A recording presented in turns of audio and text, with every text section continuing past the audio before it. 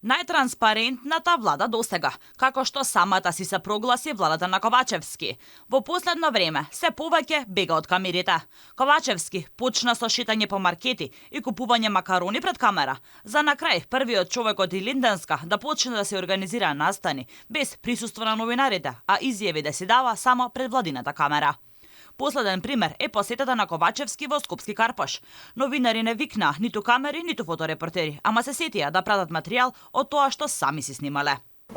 Тие работат навистина во најразвиените сектори на денешницата, во областа на телекомуникациите, во областа на финансиите, во областа на банкарството и навистина представуваат компанија која што не само што е брзо растечка компанија на нашиот пазар, туку представува и место каде што младите можат да се развиваат и да се подготвуваат. И по примерот на првиот човек во владата, цитираат и министрите. За внатрешни работи Оливер Спасовски, како и неговата колешка министерката за одбрана Славјанка Петровска, организираат настани, покануваат новинарски екипи, но во поканите до медиумите нагласуваат дека новинарски прашања нема да има.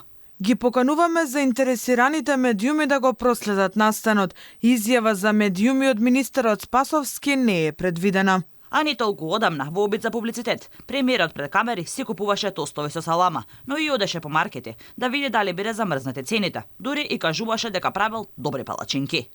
Сега ќе земам брашно и јајца и виш палачинки кој прави најбоље. И додека Ковачевски неколку пати одеше со цел тим да купува намирници.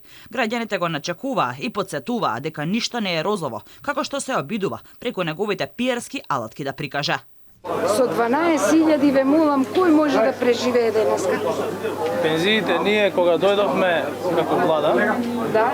прва работа беше да ја смениме методологијата за израчунување на пензии. Вака да ви кажам. Може. Цениве се до плафон, значи со 2 денара макарони и јајца денар на 99 денари и сега ги замрзнавте цените. Значи што е тоа поевтинување?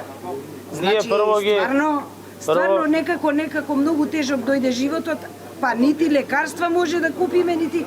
И додека народот врие, премиерот си собира лајкови на социјалните мрежи. Според последните информации, од 14 октомври 2020 година, кога била официјално отворена фан-станицата на Димитар Ковачевски на Facebook, за спонзорирани објави, потрошени се безмалку 50.000 евра. Оправданието беше дека тоа не биле народни пари, туку пари од матичната партија на премиерот.